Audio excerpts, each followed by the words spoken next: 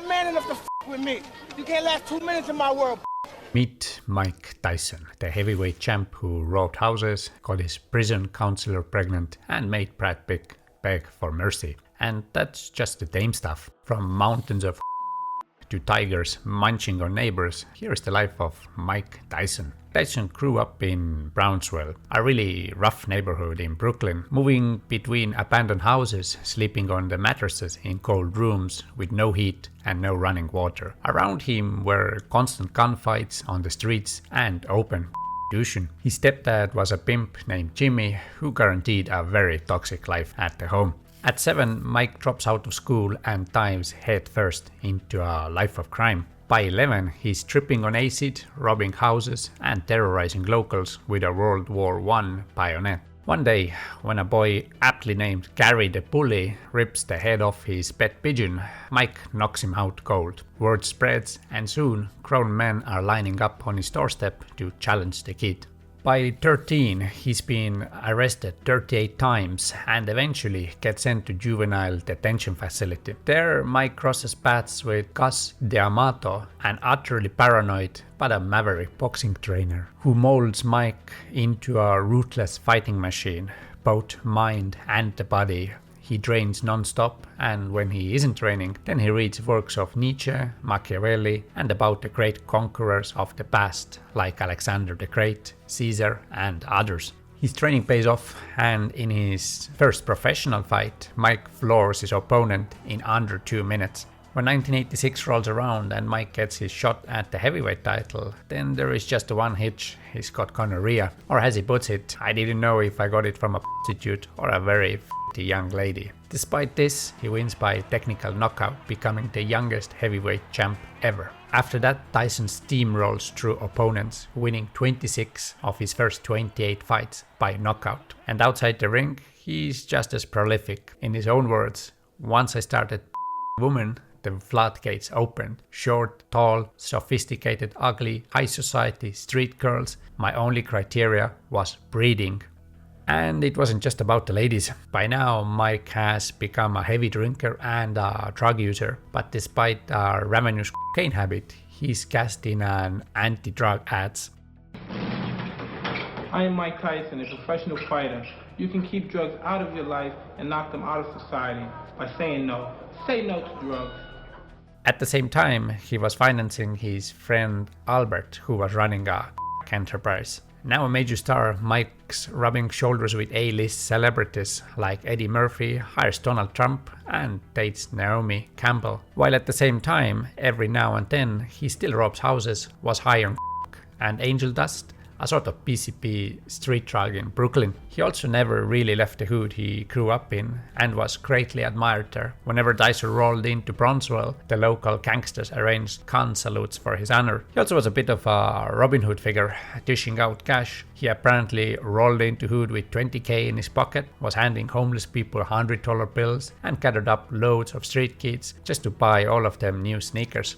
In 1988, he marries actress Robin Givens, who claims they spent the first date in a pet shop. But Mike recalls it differently, as he later on tells it, I wasn't petting puppies with her, I was introducing her to my friends, the dealers. And 2 years later, amid accusations of abuse, they split. By now, Mike's deep into habit and completely off the rails. He gravitates towards the most dangerous bars, stays up all night, and has these ridiculous run-ins with people with guns while high as a kite. So one night when he catches Robin on a date with Brad Pitt, the Hollywood star is terrified. Dude, don't strike me, Pat stammers. We were just going over some lines. She was talking about you the whole time. Luckily for Brad, he gets to keep his commercial look. In 1990, Tyson faces underdog Buster Douglas in Tokyo. But Mike's training schedule consisted mostly of Japanese girls,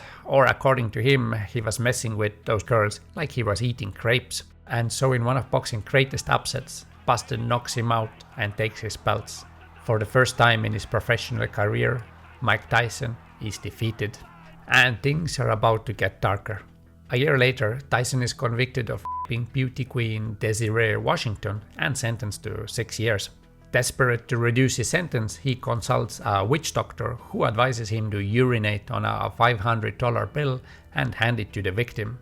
To his credit, Mike decides not to go ahead with it and ends up in jail instead. But prison life isn't all cold, cruel and hard labor. Tyson enjoys KFC in his cell, entertains visiting female fans in the prison garden, and even gets his counselor pregnant. He later on recalls how he was having a hard time to keep up with all the demand from women. He was having so much entertainment that he was too tired to even go to the gym and train, so he just stayed in his cell all day. Released after 3 years, he's got $200 million worth of fights lined up. He goes on a spending spree and, among other things, gets himself some lions and 2 pet tigers. And one day, when a neighbor hops the fence to pet them, they nearly take her arm off. He also has a 6-acre garden with statues of Alexander the Great, Hannibal and some others in there. The yearly bill for the garden alone is $200,000. His favorite pet tiger, Kenya, destroys about $1 million worth of goods and starts to attack people who are too friendly with Mike. For Tyson, it's no biggie and life goes on. He is also back on and he tries to bribe a zookeeper to let him fight with a silverback gorilla. At the same time, Mike Tyson is doing very well in the boxing world. Having come out of jail and started again from the relative bottom, he becomes once again unified heavyweight champion of the world. However, after regaining the world title, Mike loses to Evander Holyfield. In a brutal rematch, Tyson bites a chunk out of Holyfield's ear and spits it onto the canvas. Somehow the fight resumes and 20 seconds later he does it again. Now all hell breaks loose. Mike starts to fight with everybody and had to be restrained by the police. Crowd also erupts in riot. It's total chaos. For this he gets banned for a year and Tyson plunges deeper into his habit. During this time he also appears as a guest referee in WrestleMania, high on and knocks out one of the contestants. He also ends up in a car crash where he proceeds to beat up everybody involved. This lands him another year in jail. Eventually, when Mike gets his boxing license back, he needs to dodge the drug testers. For that, he uses a prosthetic device called the Whizzinator, filled with his baby's urine. According to him, it worked great. Mike also wants his heavyweight world title back. So after dispatching Louis Savaris in 38 seconds, a wild-eyed Tyson calls out the world heavyweight champion Lennox Lewis with a terrifying speech. I was gonna rip his heart out. I'm the best ever. I'm the most brutal and vicious and most ruthless champion there's ever been. There's no one can stop me. Lennox is a conqueror. No, I'm Alexander. He's no Alexander. I'm the best ever. There's never been anybody as ruthless. I'm Sonny Liston. I'm Jack Dempsey. There's no one like me. I'm from Nairclaw. There's no one that can match me. My style is impetuous. My defense is impregnable. And I'm just ferocious. I want your heart. I want to eat his children. Praise be to Allah. Lewis accepts the challenge, and their pre-fight face-off descends into chaos as Tyson ignites a brawl. He bites Lewis on the thigh, and when a heckler shouts abuse, Tyson unleashes a hysterical tirade that is so off the rails that YouTube doesn't allow me to show this, but there's a link in the description in case you want to hear it. In the ring, Lewis knocks out a sluggish Tyson in the 8th round, and within 3 years, Iron Mike retires.